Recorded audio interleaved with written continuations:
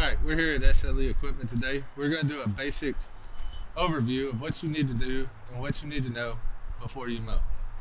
Alright, so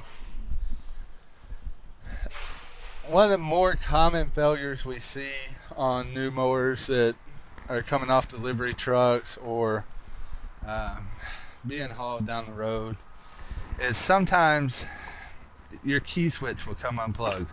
So if you turn it on and you're not getting any response from your PTO, key switch, nothing's lighting up on your test light, check your switch.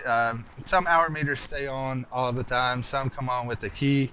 If it doesn't come on that's supposed to, pull your panel up, make sure your key switch hasn't come unplugged. Okay.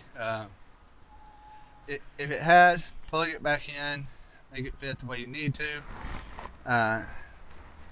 Turn it on, still nothing, check your fuses. Okay. Most lawnmowers have 2 fuses. Tractors will have 1. Some of your commercial machines will have up to 4. Your EFI machines will have up to 6, 8.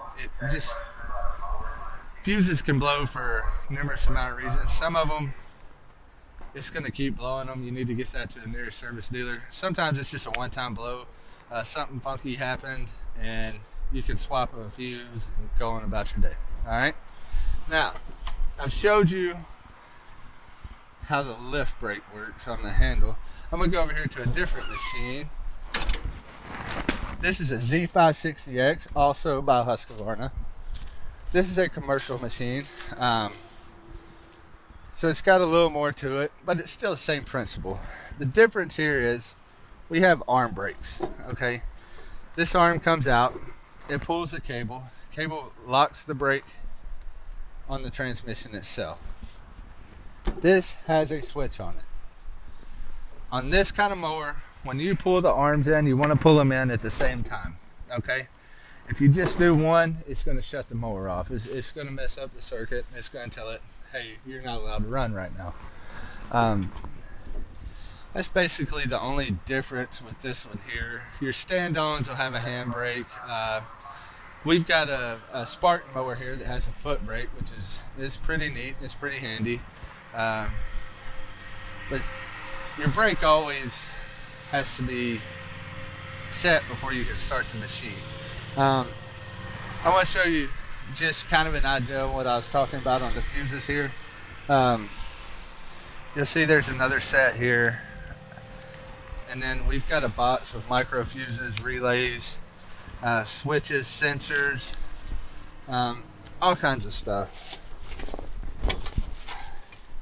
This here, your battery's going to be underneath or closer to the front. But as you can see, the oil dipstick's very well labeled. It's the same concept on every engine.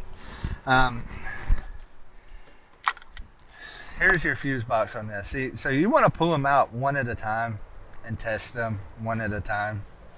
All right, if you don't, you're going to get them confused, you're going to lose them, you're going to drop them, and you're going to have a mess. I'm not going to tell you how to test these because you don't need to know. If you're having an issue out of one of these, you need to have it taken to a service provider.